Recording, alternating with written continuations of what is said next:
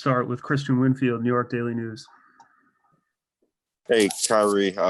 Obviously, there's been a lot of conversation about fan interaction with players, and then there's an instance tonight. I'm just wondering what you think can be done to prevent these interactions from happening in the future. It's unfortunate, that sports has come to a lot of this, kind of crossroads where you're seeing a lot of old ways come up. It's been part of that.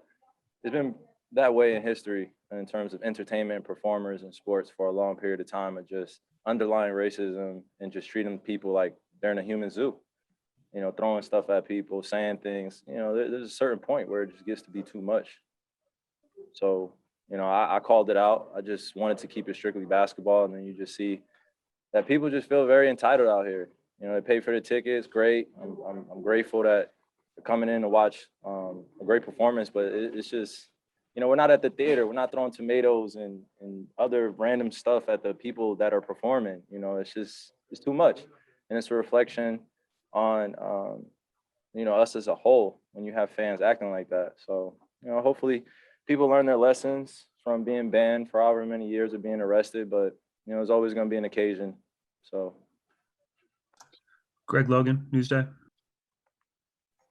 Kyrie, can you just describe the motivation you had coming into this game? You didn't have your best performance in game 3, but you handled everything tonight and kind of gave it back to the fans. So what was the feeling of satisfaction like for you?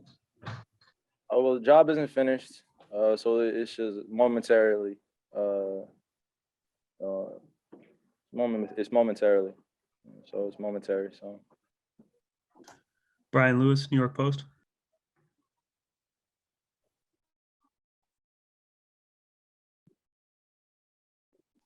You're muted, Brian. My apologies. I was asking what the difference was for you, Kyrie, from 3 to 4. I mean, did you notice different ways that they were defending you?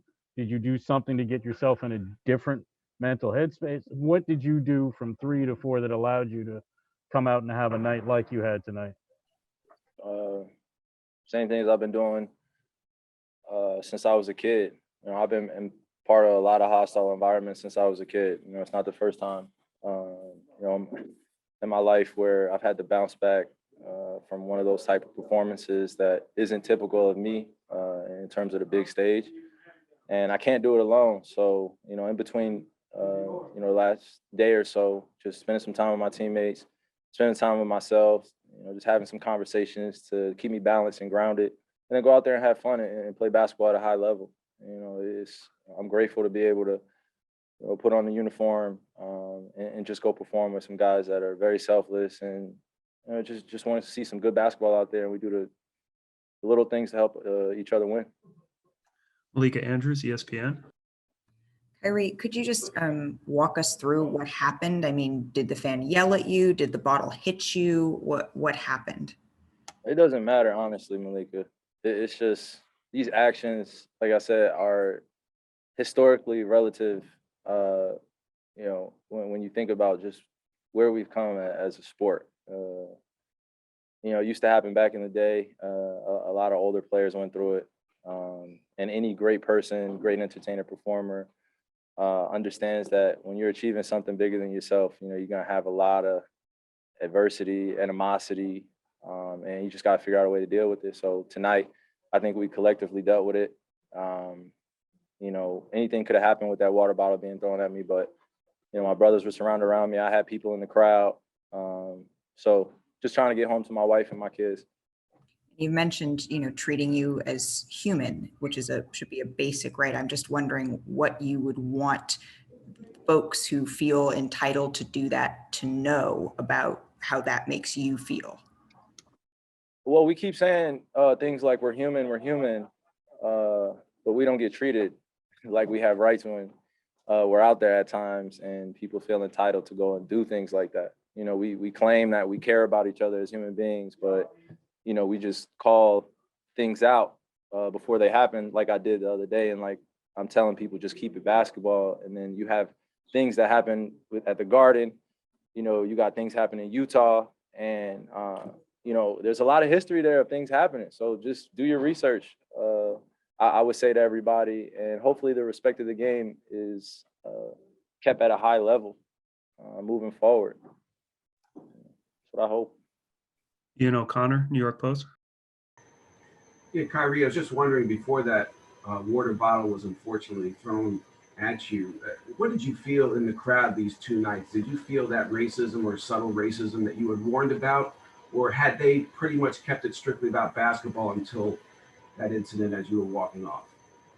Well, like I said, I've been in some hostile environments where a lot of things have been said to me, a lot of things have been done to my teammates, or I've experienced some type of subtle racism that I'm referring to, where it's just underlying throughout the game. The things that they're saying is not necessarily about talent or gifts. It's just more or less about moms or what you look like, or they're calling you out of your name. And like I said, I joined this sport because I loved it. And inevitably, you're going to have opposing fans do things that are going to help their team win. They love being involved. I don't want to take away that nature. It's just when you feel disrespected as a person, man or woman, and someone calls you out your name or does something like that, it doesn't make you feel good. And then when you react, and we had times in history where people have reacted and gone in the crowd, then we're wrong. And we need to be civilized, and we need to keep our calm, and we need to keep our cool, and then it's reflected on us. So, like I said, just want to keep it upfront and truthful. And it's just unacceptable for that stuff to be happening. But we move on. So, Alex Schiffer, The Athletic.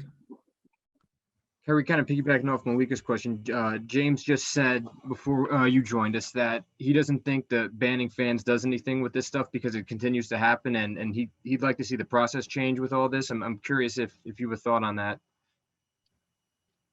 yeah, I think each one of us have our own individual experiences, but as a black man playing in the NBA, dealing with a lot of this stuff is fairly difficult. Because you never know when it can happen or what's going to happen at the end of the game or before the game. So banning fans, I get the objective, but at the same time, it doesn't stop people from running on the court. I've had situations in Cleveland where people have run on the court. I've had situations so often throughout my career where, we don't really talk about it because we want to be mentally tough. We want to be tough-minded. We don't want to be called soft or we're not man enough to deal with boos, and fans never block my shot, so I'm not worried about that type of physical type of violence. It's just when they start doing things that are just out of character, just getting belligerently drunk, and that's just what sports is. You mix drunk people out in the crowd that are cheering for their team, you have some fans that are there to watch the quality of the game, and then you have a mix of in between, and then you got this intermixing, and then now we don't know who's who. But like I said, I just want to move on from this, man. I've dealt with it as a player here as a Celtic of different things, and now being an opponent again. I just want to move on. So Thanks, Kyrie. Appreciate it. Thank you. Thanks, Kyrie. Thanks, everyone. That's it for tonight. Appreciate it. Thanks, Eli.